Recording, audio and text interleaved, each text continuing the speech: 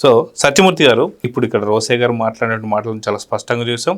రోసయ్య గారే కాకుండా అప్పుడు ఉన్నటువంటి ఒక చాలా మంది కూడా ఖచ్చితంగా ఆ రోజు జరిగిన దాని మీద చాలా స్పష్టంగా చెప్పారు. జగ్గారెడ్డి గారు అయితే ఇంకా కొంచెం ముందుకు వెళ్ళిపోయి మేమేదో షాక్ అయిపోయి వాళ్ళని ఓదార్దాం అని చెప్పేసి మేము వెళ్తే వాళ్ళు ఎవరెవరికి సీఎం పదవి కావాలి దేని గురించి అని చెప్పేసి మాట్లాడుతున్నారు. మేము అక్కడికి లోపలికి వేస్తే ఉల్టా అయిపోయింది, మేము షాక్ అయ్యామని చెప్పేసి చాలా మాటలు మనం వింటూ ఉన్నాం. సో అనూహ్యంగా ఇప్పుడు జగన్మోహన్ రెడ్డి గారి గురించి అటు తండ్రి రాజశేఖర రెడ్డి గారి మరణం కావచ్చు, వివేకానంద రెడ్డి హత్య గురించి ఇప్పుడు ప్రస్తావన వస్తుందంటే ఎలా చూడాలంటారు? మీరు చాలా బాగా క్వశ్చన్లు అడుగుతారు, కానీ నేను మిమ్మల్ని క్వశ్చన్ అడుగుతా, దానికి మీరు సమాధానం కరెక్ట్ సమాధానం చెప్పాలి. మీకు ఒక ఫోటో చూపిస్తా. ఈ ఫోటోలో ఉన్నది ఎవరు? వైఎస్ జగన్మోహన్ రెడ్డి. ఎట్లా ఉన్నాడు? హావభావాలు ఎట్లా ఉన్నాయి? అప్పుడే సినిమాకి వెళ్ళి వచ్చినట్టుగా బాగా నవ్వుతున్నాడు. కింద పూలు గీలు అంత బాగుందా? బాగా నవ్వుతున్నాడా లేదా? చిక్కటి చిరునవ్వుతో నవ్వుతున్నాడు. నవ్వుతున్నాడా అన్న? మీరు కూడా చూడండి, నవ్వుతున్నాడా లేదా? ఏదో ఆయన అభినందిస్తున్నప్పుడు రిసీవ్ చేసుకున్న పుష్పగుచ్చం అట్లా ఉంది కదా. ఈ ఫోటో యాక్చువల్గా క్లోజప్ తీసేసి మీకు మొత్తం చూపిస్తా చూడండి. ఇది రాజశేఖర రెడ్డి శవం దగ్గర ఫోటో. రాజశేఖర రెడ్డి డెడ్ బాడీని తీసుకొచ్చినప్పుడు జగన్మోహన్ రెడ్డి ఫోటో. అంటే తండ్రి చనిపోయాడు, ఆ స్థానంలోకి మనం ఎలా వెళ్ళాలి అన్న ఆలోచన ఒక్కటి తప్ప, తండ్రి పెంచి పెద్ద చేసిన తండ్రి లేడు. ప్రస్తుతం తండ్రి ముఖ్యమంత్రిగా ఉన్నాడు. ఈ రాష్ట్రం ఏమవుతుంది, ఏం చేయాలి, ఎట్లా చేయాలి? కుటుంబం చాలా పెద్ద కుటుంబం. వైఎస్ రాజశేఖర రెడ్డి అందరినీ కలుపుకెళ్లే మనస్తత్వం. ఆయన లేని లోటును ఆయన కొడుకుగా నేను ఎలా తీర్చాలి, ఇవన్నీ ఆలోచించకుండా జగన్మోహన్ రెడ్డి ఏం చేశాడు అంటే సంతకాలు సేకరించి ఆయన వెళ్ళిపోయాడు. ఆయన స్థానంలోకి నేను పోవాలి, ఉమ్మడి ఆంధ్రప్రదేశ్కి ముఖ్యమంత్రిని కావాలి. ఇది ఒక్కటే రంది తప్ప ఈ మనిషికి వేరే ధ్యాసే లేదు. తండ్రి చనిపోతే ఎవరైనా సరే, పౌరాల గుట్టలో హెలికాప్టరు కూలిపోయింది, రెక్క అది కొండకి తగిలింది, అది కూలిపోయింది, టెక్నికల్ ఫాల్టా లేకపోతే విద్రోహ చర్య, ఎవరన్నా నక్సలైట్లు పేల్చేశారా, లేదు ఇంకేదన్నా కుట్ర జరిగిందా అన్న ఆందోళనలో మొత్తం రాష్ట్రం దేశం మొత్తం ఉంటే కొడుకుగా నువ్వేం చేయాలి? నువ్వు వెంటనే పావురాల గుట్ట దగ్గరికి వెళ్ళాలి. పావురాల గుట్ట దగ్గరికి వెళ్ళి అక్కడ పరిస్థితి ఏంటో కళ్ళారా చూసుకోవాలి.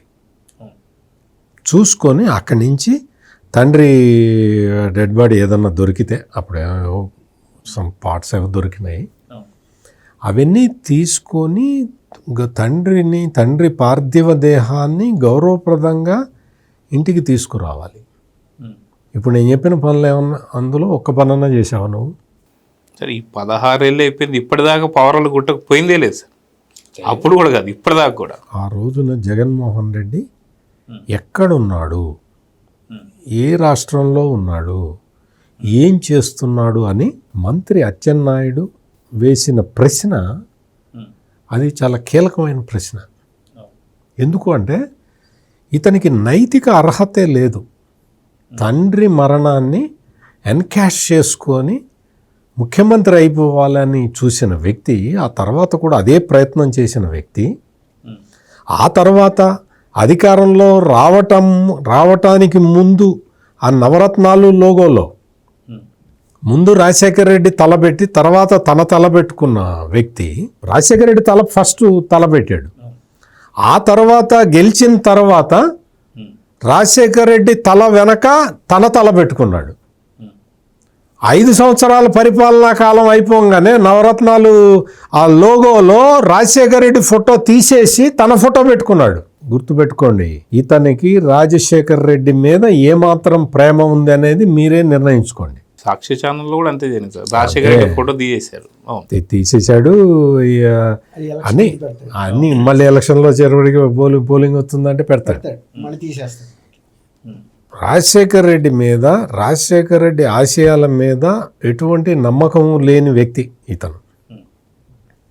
ఆ తర్వాత అచ్చెన్నాయుడు చెప్పింది ఇంకొక పాయింట్ ఏంటి అంటే, రాజశేఖర్ రెడ్డి ఆ వారసత్వాన్ని క్లెయిమ్ చేసుకుంటూ ఎలక్షన్లకి వెళ్తే ఇతను గెలవాల. అందుకని ఏం చేశాడు, ఆ నెక్స్ట్ ఎలక్షన్లకి అది జరిగింది. అది జరిగిన తర్వాత నేను తండ్రి లేడు, నాకు బాబాయ్ లేడు, నా మీద కోడి కత్తితోటి ఇక్కడ పొడిచారు, ఇంత పొడవంగానే నేను చచ్చిపోవాలని మర్డర్ అటెంప్ట్ చేసేవాడు కోడి కత్తిది ఎంత ఉంటుంది, ఇది ఇంత ఉంటుంది, ఆ ములుకు తీసుకొచ్చి ఇట్ట రాస్తే మనిషి చచ్చిపోతాడా? పెద్ద పెద్ద కత్తులు పెట్టి పొడుతుంటేనే చావట్లా. ఇట్ట రాశారు, నన్ను చంపడానికి ప్రయత్నం చేశారు. ఇటువంటి సంఘటన ఏది జరిగినా, ఎప్పుడు జరిగినా చంద్రబాబు నాయుడే ముఖ్యమంత్రిగా ఉంటున్నాడు అని ఎంత నమ్మశక్యంగా చెప్పాడో. అంటే చంద్రబాబు నాయుడు ముఖ్యమంత్రిగా ఉన్న టైంలోనే ఇవన్నీ జరిగినాయి, ఈ అటెంప్ట్లు, ఈ మర్డర్లు గిడ్డర్లు అన్నీ జరిగినాయి అని ఎంత నటించి చెప్పాడో. చంద్రబాబు నాయుడు సుదీర్ఘకాలం రాష్ట్రానికి ముఖ్యమంత్రిగా ఉన్నాడు. ఆయన టైంలో చాలా జరిగినాయి, చాలా జరుగుతాయి కూడా. అన్నీ ఆయన ముఖ్యమంత్రిగా ఉండగానే జరిగినాయి అని డౌట్గా. వెంకటేశ్వర స్వామి దగ్గర పింక్ డైమండ్ కొట్టేసిన వ్యక్తి చంద్రబాబు నాయుడు అన్ని ఎట్లయితే విషం ఎక్కిచ్చాడో అట్లా జగన్మోహన్ రెడ్డి ఎక్కిచ్చాడు, మొత్తం ప్రజల్లోకి విషాన్ని నింపాడు. ఏం చేశావు నువ్వు అధికారంలోకి వచ్చిన తర్వాత ఏం చేశావు? నీ బాబాయ్ మర్డర్ కేసుని అరే తొందరగా సాల్వ్ చేయవయా అని నీ చెల్లెళ్ళు వచ్చి అడిగితే, లే చంపిన వాళ్ళు ఎవరో మాకు తెలుసులే అన్న, వదిలేయి, నువ్వు అన్నీ వదిలేయి. ఇప్పుడు నువ్వు గట్టిగా పట్టుబడితే అవినాష్ వెళ్ళి బీజేపీలో చేరతాడు అన్నావా లేదా? ఇంత అంటే ఇటువంటి క్యారెక్టర్ని ప్రజలు ఎట్లా నమ్మారో నాకైతే ఇప్పటికే అర్థం కావట్లేదు. ఇప్పుడు రోసయ్య సంతకం పెట్టడు కూడా. జగన్మోహన్ రెడ్డి ముఖ్యమంత్రి కావాలని సంతకం పెట్టు రోసయ్య అంటే నేను పో అంటాడు. ఎందుకు అంటాడు?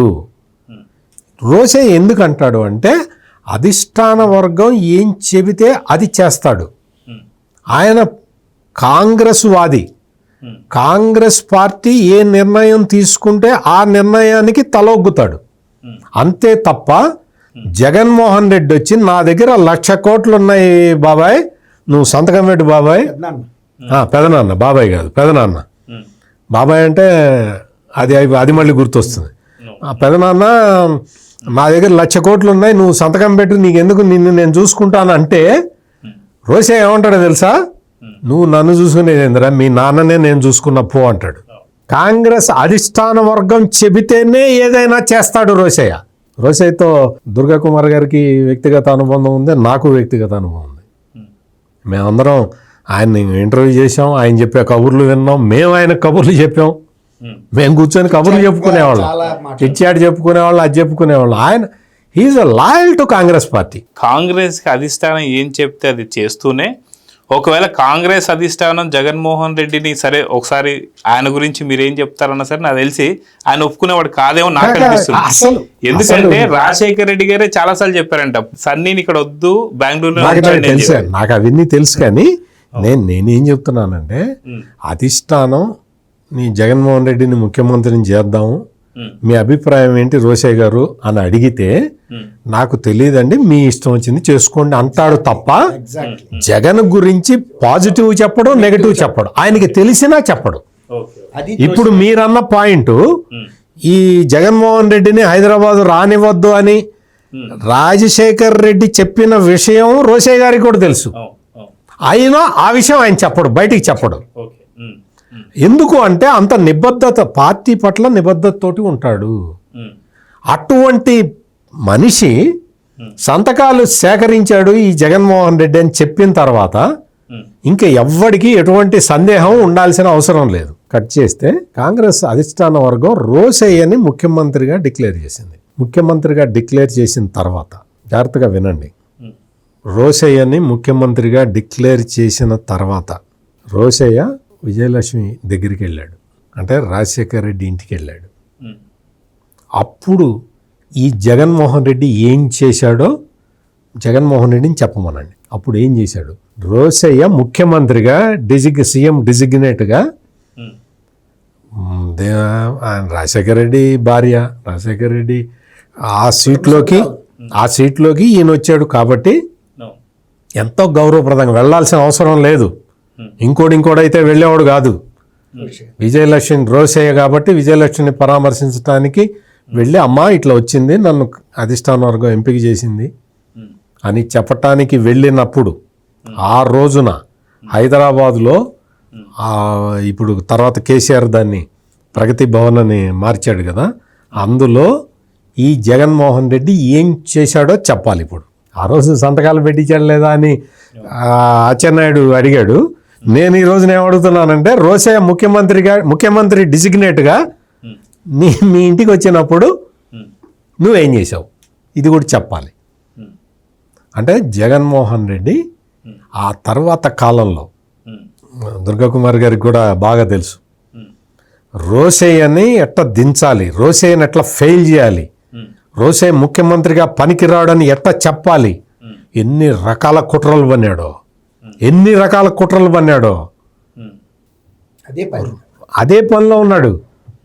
కానీ రోసయ్య ఎక్కడ ఫెయిల్ కాల. రోసయ్య ఎక్కడ ఏ క్షణంలోనూ రాంగ్ డెసిషన్లు తీసుకోలా.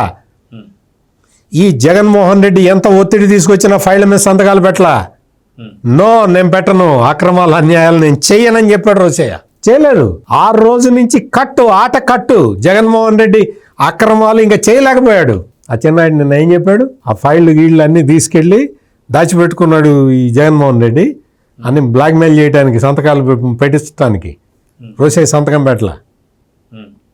ఆ తర్వాత రోసయ్యని తీసేస్తారు అంటే అప్పుడు తెలంగాణ గురించి అది యాజిటేషన్ బాగా ఉన్నప్పుడు రోసయ్య చెప్పాడు, అమ్మా నేను ఆంధ్రాకి సంబంధించిన మనిషిని, నేను ముఖ్యమంత్రిగా ఉంటే ఈ తెలంగాణ ఉద్యమం చల్లారదు, పార్టీకి ఇబ్బంది, నేను తప్పుకుంటాను, మీరు తెలంగాణ డిక్లేర్ చేసుకోండి అని చెప్పాడు పెద్ద మనిషి. చెప్పినప్పుడు అప్పుడు చిదంబరం వచ్చి డిక్లేర్ చేశాడు. సోనియా గాంధీ బర్త్డేగా గిఫ్ట్ ఇస్తున్నా అది ఇదే ఏదో చెప్పాడు. చెప్పిన తర్వాత రోసయ్యని దించే టైంలో మళ్ళీ జగన్మోహన్ రెడ్డి ముఖ్యమంత్రి కావాలని ప్రయత్నం చేశాడు. మళ్ళీ వెళ్ళాడు, మళ్ళీ రాయవరం పంపించాడు, రకరకాల ప్రయత్నాలు చేశాడు. నో, సోనియా గాంధీ ఇవ్వాల. కిరణ్ కుమార్ రెడ్డిని ముఖ్యమంత్రిగా పెట్టింది. ఎందుకు కిరణ్ కుమార్ రెడ్డిని ఎందుకు పెట్టారు? రోసయ్య ఆంధ్రవాడు, కిరణ్ కుమార్ రెడ్డి ఏంటంటే హైదరాబాద్లో పుట్టి హైదరాబాద్లో పెరిగి హైదరాబాద్ నిజాం కాలేజీలో చదువుకున్న వ్యక్తి. ఆయన తెలంగాణలో మొత్తం తెలంగాణలో ఎల్కేజీని పుట్టింది ఇక్కడే, హైదరాబాద్లోనే పుట్టాడు, హైదరాబాద్లోనే పెరిగాడు, హైదరాబాద్లోనే చదువుకున్నాడు. అతను ఉమ్మడి చిత్తూరు జిల్లాకు సంబంధించిన వ్యక్తి అయినా వాళ్ళ నాన్న. అందుకని ఉభయ పక్షాలకి ఒక ఇదిగా ఉంటాడు, వారధిగా ఉంటాడని చెప్పి కిరణ్ కుమార్ రెడ్డిని సెలెక్ట్ చేశారు తప్ప ఈ జగన్మోహన్ రెడ్డికి అవకాశం ఇవ్వాల. ఇదంతా చరిత్ర. ఎప్పుడో పాత చంద్రగుప్త మౌర్యుడును వాళ్ళ చరిత్ర కాదు. ఇది ఈ జగన్మోహన్ రెడ్డి టైంలో జరిగిన పొలిటికల్ హిస్టరీ. ఇటువంటి బ్లాక్ హిస్టరీని వెనక పెట్టుకున్న జగన్మోహన్ రెడ్డి ఈ రోజున వచ్చి నీతులు చెబుతాడు.